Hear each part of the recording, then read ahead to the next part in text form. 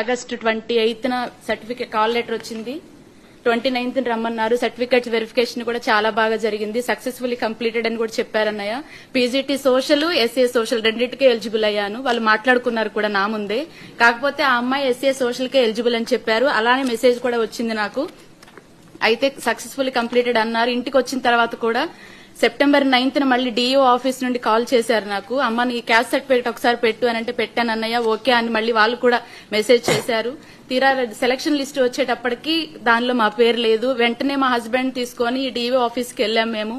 ఎందుకు లేదు మా పేరు అని చెప్పానంటే స్పోర్ట్స్ పర్సన్ రావడం వల్ల నీ పోస్ట్ పోయింది, వాళ్ళకి ఇచ్చేసామని చెప్పాను అన్నారు అన్నయ్య. అలా వెళ్తుంది 1:1 లో అన్నప్పుడు ఒక పోస్ట్ కి ఒకళ్ళే ఎలిజిబుల్ కదా, అలా ఎలా ఇస్తారని చెప్పి మా హస్బెండ్ అడిగారు అన్నయ్య. అడిగితే మేము 1:1 కాల్ లెటర్ వచ్చిన వాళ్ళకి ఇస్తామని ఏమైనా గ్యారంటీ ఉందా మీకు చూపించండి అని చెప్పేసి కాల్ లెటర్ మాది అక్కడ రాసి పెట్టింది చూపించారు అన్నయ్య.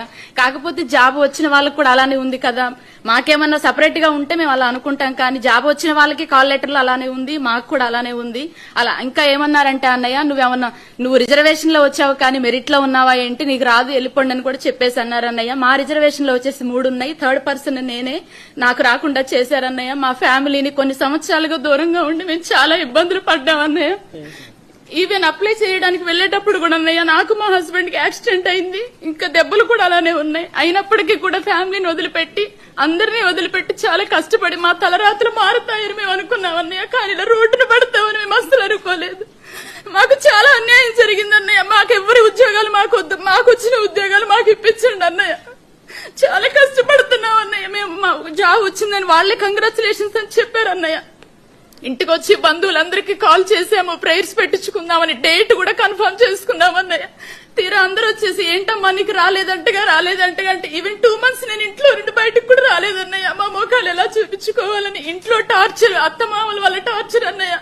ఇంత కష్టపడి నా కొడుకు చదివించాడు, జాబ్ వచ్చిందని కానీ చెప్పి ఇంట్లో టార్చర్, బయట టార్చర్, మేము ఎక్కడికి వెళ్ళాలన్నయ్య. మా బాధ మీరే తీరుస్తారని వచ్చామన్నయ్య నీ దగ్గరికి. తప్పకుండా మా బాధను అర్థం చేసుకోండి అన్నయ్య. వెరిఫికేషన్ అయిన వాళ్ళందరికీ జాబ్స్ ఇప్పించండి అన్నయ్య. మాకు ఎక్కడ అన్యాయంగా వద్దన్నయ్య. మాకు కాల్ లెటర్ గవర్నమెంటే పంపించింది. అలాంటప్పుడు మాకు వచ్చిన ఉద్యోగాలు మాకు ఇప్పించండి అన్నయ్య. మీ ద్వారా న్యాయం జరుగుతుందని చాలా ఆశతో వచ్చామన్నయ్య. We'll demand for an inquiry, Tali. We'll demand for CBI inquiry, in fact, in this.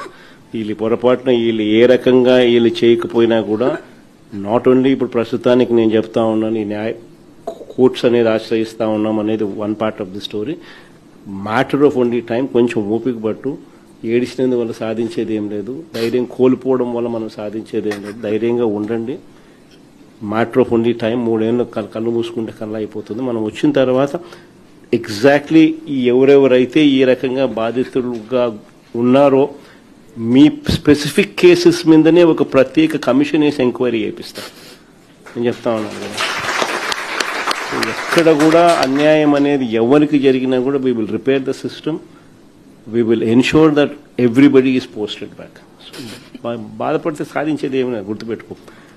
ఈ మనం పోరాటం చేస్తేనే మన సమస్య అనేది హైలైట్ అవుతుంది, అందరి దృష్టికి వెళ్తుంది, న్యాయం అనేది జరుగుతుంది. న్యాయం అనేది కూడా మనం పోరాటం చేయకపోతే జరగదు. It can only be, justice can only be delayed, it cannot be denied. అది ఒక్కటి ఖచ్చితంగా గుర్తుపెట్టుకో. దేవుడు ఎప్పుడైనా కూడా మనకు తోడుగా ఉంటాడు. Don't worry about it. God will help us, God will guide us.